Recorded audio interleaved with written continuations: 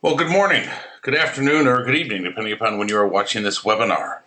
This is Dave Nagel again, very excited to talk and share with some of my colleagues in Rutherford County Schools and to provide an overview of some pieces of information as you plan and are working on your evidence gathering as we prepare for our Evidence into Action 2 day together with myself and Dr. Jones on November 21st. And this is going to highlight some examples that we talked about in EIA 1 back in late August, but then also giving you sort of a preview of what you're going to be doing going into Evidence in Action 2, chance to see an example, work through that, and be as prepared as you could be. And certainly there's a time after this webinar to submit questions, contact myself or BR, anything we can do to help support you as we plan for our next time together. So I want to begin, as always, with our learning intentions, and it's a big focus that we've talked about teacher clarity and making sure that any classroom, this is sort of a classroom setting, that we're aware of what the intentions are and how you, the learners, will be able to meet those. And so those of you who might have watched the other webinar, which is a little bit more of a review of EIA 1, very similar, but to understand how to make sure we've selected a focus area related to visible learning and to begin to gather that evidence. To determine then how also to develop a plan to finish collecting evidence between now, September 20th, when I'm recording this webinar, and around Halloween to November 7th, even though we're going to come back together officially November 21st to be as prepared as we could be a few weeks before in case any adjustments or tweaks have to be made. And then the success criteria to meet those learning intentions would be that you could articulate your focus questions that you're going to use either to begin or continue gathering evidence with your students in terms of how they're becoming an assessment-capable, visible learner. One of the thoughts I have there, we were talking about the posters that all the schools made when we were together in August. It's a good place to start. You started a draft version of what you felt a visible learner would be in your school. And some of the evidence gathering in most schools likely would be, where are learners now looking at those traits of a visible learner, and how close do they view a learner related to those versus other things? It might be more compliance-based.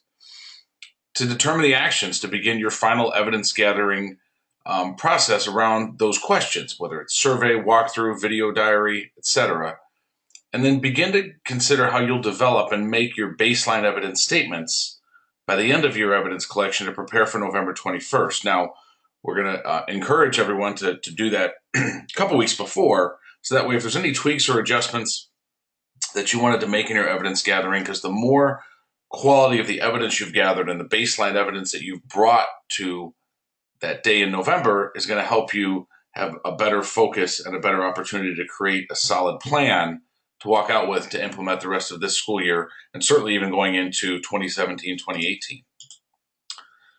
And kind of as just a schematic as an overview of how Evidence into Action is designed, is we came together August 30th to kind of plan that evidence gathering. We looked at the matrix and looked at places where you might have evidence or might need to begin to gather some.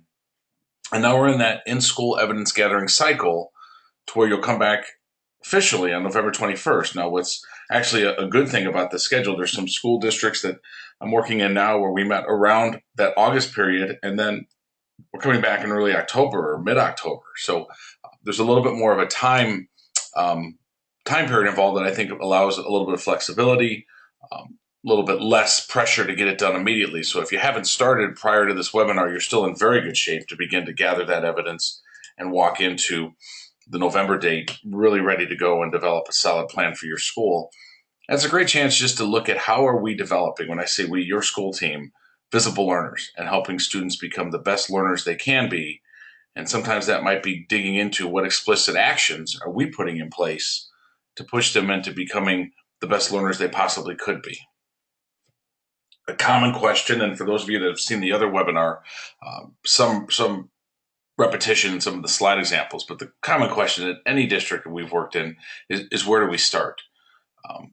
Where do we think we need to begin? Because there's so many places we could begin.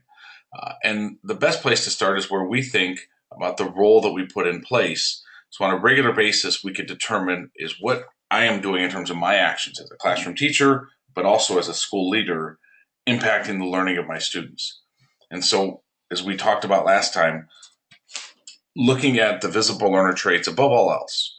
And certainly those visible learner traits include some of the other pieces we've talked about. For example, if we're asking students on a walkthrough situation, What are you learning, and how do you know if you've learned it? Well, we're looking at success criteria understanding. We're looking at their ability to guide some of their own learning. We're looking at their ability to seek and apply feedback. So those simple questions actually open our eyes to a lot of things. And the purpose of that evidence gathering, again, is to determine most of all what actions might we need to put in place as school leaders related to the professional development learning of our teachers to then best impact students. So really a lot of this evidence gathering with students will determine our actions primarily with what we do with our adult learners first to support them to then support the students. And I shared this slide as well in the last webinar. But there's truth in gathering evidence. And when we dig into whatever questions we ask our students or we ask our staff, we'll identify some opportunities to make quality inferences. We'll identify some understandings and truth, so to speak, about what's happening. Well, we will not be able to identify that truth if we're sitting idle, meaning we have to develop our plan if we haven't started and execute it. If we've got our plan moving forward to kind of monitor where we're at and is it beginning to garner some evidence that we can make quality inferences. So can't sit back and wait. We just simply have to act and to move forward. And as John Hattie teaches us out of all of his mind frames, every one of us is an evaluator. We're not an evaluator of anyone else. We're an evaluator of ourselves, of our own impact on student learning based on our actions. And so the plethora of potential data, we looked at the matrix. We have possibly focus groups, walkthroughs, surveys, student data, all the things we could gather. It's time now, if we haven't done this, or if we have, to really start to focus in on what are those 2 or 3 areas that we really want to make sure we're gathering quality evidence. We might limit the amount of questions, quantity that we're asking, but we ask them more often to more students. So part of what I want to highlight, if you've seen the other webinar, was a very focused example. What you're going to see today and a couple reading activities is to look ahead into the Evidence in Action 2 manual with the accompanying handout that you have in terms of what some other schools have done on a larger scale basis to look at multiple pieces of evidence. You might not choose to look at all of that going into your period of time going into Evidence in Action 2. But what's critical, what you see here, and you have that in the first page of your handout, is this is really the process we'll go through in November. But what's critical is that we come in with some solid baseline evidence that we can make some statements around. From there, we'll develop aspiration statements, determine real solid focus areas for the next period of time in the school year, determine what knowledge and practice might need to change, what might we need to learn, help our teachers learn, and make sure certain practices become routine. Set defined targets to measure in terms of goals, put actions in place, and then monitor them. So what I really want to challenge us to do is wherever we're at now, what baseline evidence will we be gathering between now and approximately that last day in October, first week in November, so that way we are 2 weeks ahead before we ever come together in November. And that gives you a chance. We're gonna likely have some scheduled live webinars for folks to share and kind of go through some pieces. So you feel like when you come in November, close to Thanksgiving, that you've really given your evidence a once over. So if we're a couple weeks ahead, we can go back and tweak. But when schools come with really solid baseline evidence, that day ends up not only being more fruitful for them in terms of understanding, they feel like they have a better chance to plan effectively. There'll be a lot of planning time on November 21st. Feel like we've got an action plan for professional development and learning that we can execute the rest of the school year and monitor whether or not it's not only impacting student learning, but first and foremost, it's changing teacher practice. It's changing the adult actions. And so what do we want to know about our learners? And again, I think this is a great place to start. To what extent do our learners currently exhibit the characteristics of assessment capable or visible learners? Those traits on the posters that you identified. How close are they now? And then what would we need to do to move them even closer to viewing learning around seeking feedback, being resilient, seeking challenges, some of the general statements a lot of folks made. And I believe, if memory serves, I don't have it right in front of me, but I believe it was almost 75% of the posters had something to do with success criteria or feedback. So a great place to start, if you go back to the other webinar, the example and the case study that I shared, what are you learning and how will you know if you've learned it? It's a great place to gather some baseline evidence. And then how do we know after that if our actions then will be impacting on our students more often, being able to accurately state what they're learning, as opposed to what happens in a lot of cases initially. They're talking more about what they're doing because that's how they've sort of gone through school. So more than anything, that's a great place to start. And then after that and along the way, monitoring what's the impact as a leader that I'm having. So I'm putting in professional learning sessions during staff meetings, during early release time, any full professional development days. Is it having an impact? Is it changing practice? And then certainly changing what the student results will be. And I want to go back again to a great place to start and kind of finish is the matrix. And so when we look at the matrix related to a visible learner, can our students explain the assessments they take and what they tell them about where they're at in their learning? So that's a possible focus question or something that we can look at in terms of asking questions of our students. Another one is it okay to say, I don't know, or I need help? Do they feel that they're engaged in the learning process? I'm going to take that second question under school climate. Are students engaged and active participants in the learning process? If we ask those questions to them during walkthroughs or in surveys, what are you learning and how will you know if you've learned it?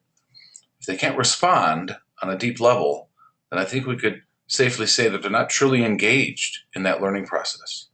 And we're not talking about the students that might not be paying attention, or certainly in any school in the country, in the world, we have what we might call intentional non-learners. They're going to exist. But when we ask a lot of our students, and we have a large chunk of evidence and data, we're still going to be capturing some of those students, but we're probably going to be capturing a lot of the ones who would want to learn or would certainly be more involved if we brought them into that process. So the questions that we ask might not be directly aligned verbatim to these, but I think we can see where some of the questions we do ask will help us determine more effectively when we go through the matrix a second time where our students are in this process of learning or saying it's okay to ask for support and things of that nature. And how are we currently now collecting our evidence or considering to collect evidence? I'm assuming by the time we watch this webinar, we've started our plan, but if we haven't, we can go back to the first manual and see some of the examples, but the focus groups, the interviews, the video diary, and then also I think the easiest one to gather is the consistent questions of students during walkthroughs. When we can ask them certain questions on a consistent basis and ask multiple students, multiple grade levels, we really have a chance to maybe see where we are. And we ask 2 or 3 students, that's not going to give us an inference. We ask 2 or 3 students and 5 walkthroughs each day over the course of 3 or 4 weeks. We've got a large chunk of evidence to make a quality inference as to where, as a whole, our school is. And then what you'll see in the examples today is that, and if we've only gathered one piece of evidence, that's at least a good start, but is it possible to have 2 forms, whether it's walkthroughs and focus groups, walkthroughs and a survey, walkthroughs and a video diary? So we get a large chunk of evidence from a lot of students and then maybe a smaller group, for example, in a focus group, which adds some qualitative evidence. One of the points I made on the other webinar was if we ask students, is it safe to say, I don't know, is it safe to make mistakes? We need to dig a little bit deeper. We need to follow up with a question that says, well, why do you feel that way? So again, a lot of these questions that we ask in a walkthrough, we might be able to dig deeper into if we have some type of focus group or interview. But certainly that's going to involve fewer students as a whole, but we'll get some deeper evidence. We'll get some deeper conversation with our learners. And the purpose of that is to be able to make, as we come into evidence in action 2, baseline evidence statements. Here's the evidence I gathered, and here's my inference and my statement to where I think I am, where we think our school is as a whole. I'm going to ask you to do now is take a moment and pause the recording, and you have a short handout that is specific pages from the Evidence in Action 2 manual. I'm going to ask you to read just page 19 from Haversham School, their case study. Take a moment and look at their evidence they gathered, some of their baseline evidence statements to get an idea and feel for what that looks like. I'm going to pause just momentarily. Please pause the recording for just a moment, read page 19. If you're in a group, have a little bit of a focused discussion, and then we'll come right back.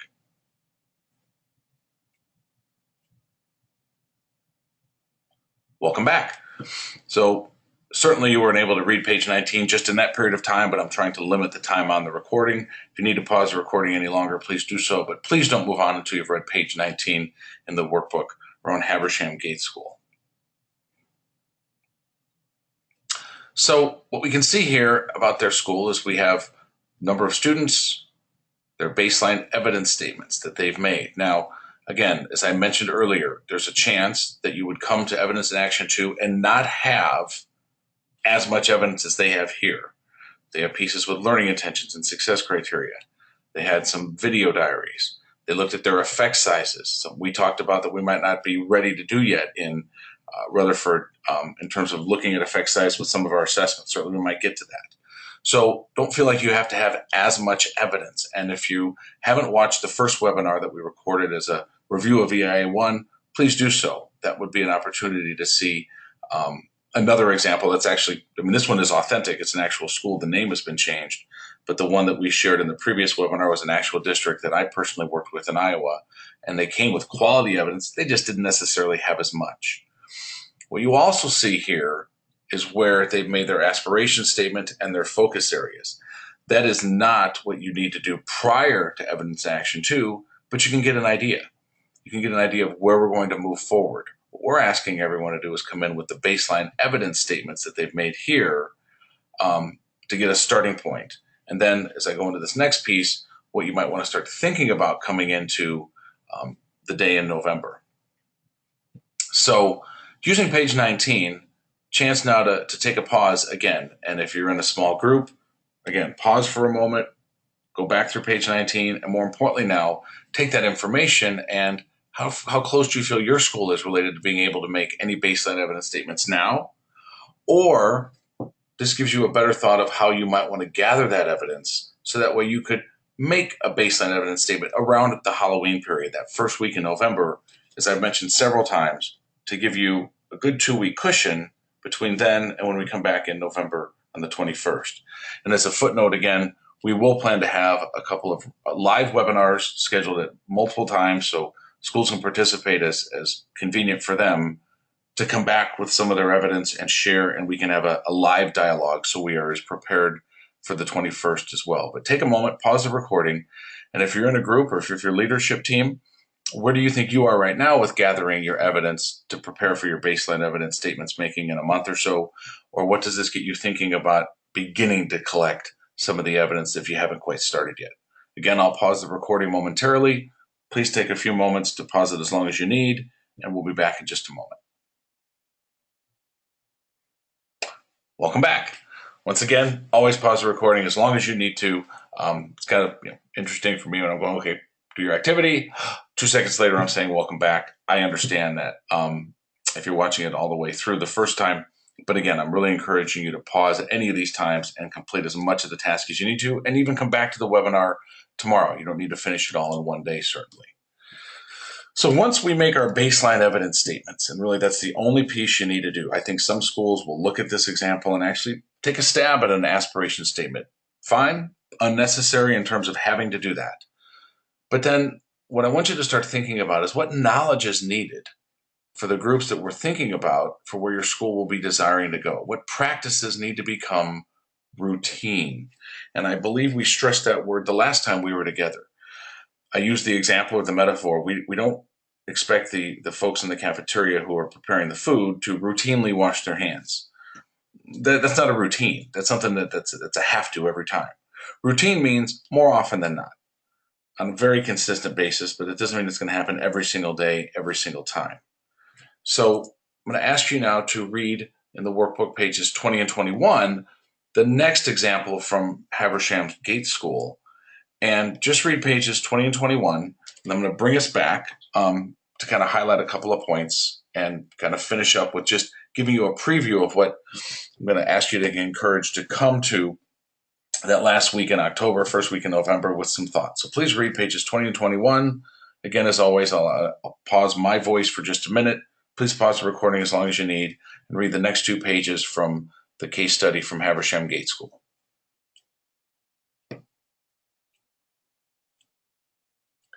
Welcome back. So I want to highlight a few points in this case study. When we come back together, and all I'm going to encourage you to do between now and the end of October, first week in November, and when we come back for our recorded webinar, I'm going to ask respectfully if folks could come with this piece, is your baseline evidence statements And then what knowledge do the leaders need? Before we worry about our teachers and our families and our students, let's worry about our own learning needs. That's a very important element in all of the visible learning work. When we get into visible learning for teachers and what's called an impact cycle, where teachers are doing this on a very micro level with their students, one of the steps is, what are their learning needs? So as leaders, as your school team, what learning knowledge might you need to take a stab at before we ever try and get out towards our students and teachers? And you see here what this team came up with, that all of the things that they've listed for the students and teachers, but they need to think differently about their walkthrough and their observation techniques. Meaning there's times when we're in a walkthrough observation where we're really just gathering data and we're just gathering what we hear and what we see. And other times where we're pausing a little bit longer and focusing on 1 or 2 points to give effective feedback. Can't give feedback on everything. And sometimes as administrators, I was certainly guilty of this, because I gave my teachers tons, metaphorically, of feedback on an observation form. It was probably too much. It was probably too much for them to absorb. It was probably too much, certainly, for them to apply. And at times might have even caused some consternation because they felt like the more I was writing, the more there might have been an issue.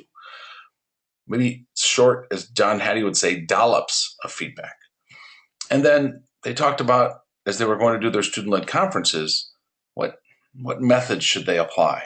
How should they maybe tweak that to push the learner more effectively in terms of describing their learning? And for example, in my former middle school, we gave the students too much to cover in a student-led conference. We gave them 10 things to get through in their half hour, as opposed to pick these 3 and then focus on 1 even in more detail. So my point is we'll come up with, after our baseline evidence statements, knowledge just for the leaders at first. Certainly we'll get to teachers and students and families during our day on the 21st. And if you start thinking around those points, certainly fine. This is sort of a preview more than anything to sort of flip the professional development. So if schools want to get ahead, they're welcome to. But what I really want us to focus on is, what are the knowledges and practices just for ourselves, just as leaders. And so you see here, and you've had a chance to read what the leader said, these need to become certainly more routines, that our walkthroughs focus on certain points. So any feedback we do in a walkthrough is around the visible learner traits. Even though we might give feedback on a few other things, we're going to make sure we note that, or success criteria, or making sure that there's a quality learning target posted. And I won't read through all of these, but just that second to last bullet point under that leader group, we're going to have these focus groups on a monthly basis. We did it during the evidence and action phase. We did it because we read the manual and Dave and BR encouraged us, and it was something that we were interested in doing. And now we're going to keep doing that, or maybe we're going to keep doing a survey every couple of months. So that's the thing that I really would like each group to bring to the table on November 21st, which is why when we have our live webinars, we're going to ask the groups to complete this sheet that we've attached as well. So, and again, more information will be coming from Trey. We don't have the exact dates pinned down yet, but I've given him several: late October, early November, and we'll have multiple dates. So that way schools to get everybody on the same time frame, it would be difficult. And to be honest, I would encourage that we have multiple, so we have fewer folks on the call, so we can have more dialogue if needed. But you'll come with your baseline evidence statements. Doesn't have to be 3 full statements, but it might be. And then just for the building leaders, those 2 pieces that we looked at in the last case study, the knowledge that your building leaders will need, and the practices that you feel as a leadership team need to become routine. From there, we'll branch out afterwards. We'll branch out after that in terms of what the students and teachers need to put together. Finally, we've added it should be coming to you soon, it probably has already before this webinar, a visible learning checklist. And what you see here is, when we look at evidence action 2, specific dates for soft deadlines and hard deadlines for determining evidence, determining gathering points. I want to make a footnote that the first paragraph is not your specific dates. There was a little bit of a typo on that one. But you have a checklist like this that includes soft deadlines and hard deadlines for all the pieces that we've talked about. And one of them is to determine when your team will complete the Visible Learning School Matrix Part 2. And that Matrix Part 2, on the checklist, there was some specific guidelines and information and the website to go in and do that. And so your team will come together sometime after you've gathered your evidence. So between Halloween and when we come back to Evidence in Action 2, your team will come together with a link, go through some similar questions that you did on Evidence in Action 1, but this time we're not talking about the evidence yet anymore. We're talking about, for any of these questions, yes, we can say that's commonplace and systematic. We're doing that. It exists, but not completely yet. It exists, but it's in small pockets. It's more of an exception to the rule. We can honestly say that's not an established practice in our school, or similar to what we did with Evidence Action 1, we're not sure yet. We don't have enough evidence. We can't make a judgment. So you will go through the matrix again as a team, but you will make a determination of, as you see here, from the blue to the orange.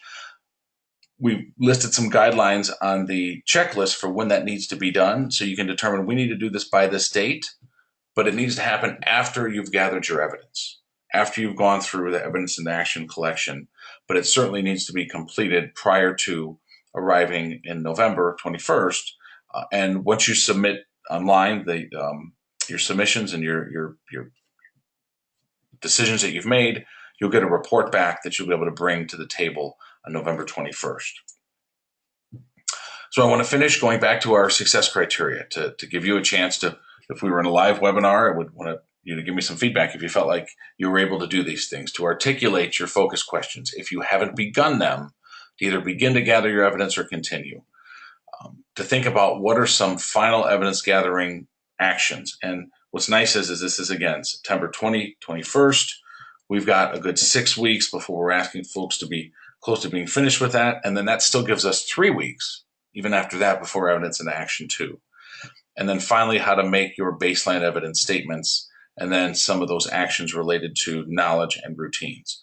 The knowledge and routines is important, but not as important as the baseline evidence statements. When those are of quality, schools have said time and time again, they feel like they got so much more better learning and productivity on Evidence in Action 2 in terms of developing a plan, because they felt like the evidence they gathered, the statements that they made, were accurate and of quality for them to begin to design a plan, to execute, to move those evidence statements towards some of the targets they would want to see in their learners, related to feedback, related to understanding success criteria, etc.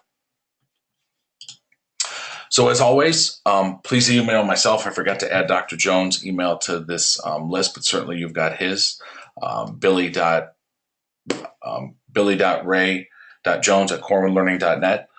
But please email either one of us if you have questions or thoughts. There's my cell phone. I actually had a school last week that called me on my cell phone. We had a short dialogue and conversation, and I really appreciated that. Everyone's busy, but you're never bothering us. You're never infringing upon our time. And if we're available, we'll be happy to call, or you want to email first and say we'd like to have a phone conversation with our team, or you're available. Know that any support, myself, BR, Bill, any of us can provide you during this time. And then after November 21st, by all means, please reach out and ask us. Thank you so much for the time. I really appreciate, as always, the ability to work and learn with you during this process. BR and I talked a lot about what a quality first-class organization Rutherford County is. And these 2 days have been jam-packed with information, and the engagement and dialogue and learning was really just evident. And we know that that's a byproduct of the culture that's been in place, and how all of you care so much about the learning of your students. Have a great rest of your week, rest of your day, and we look forward to talking soon.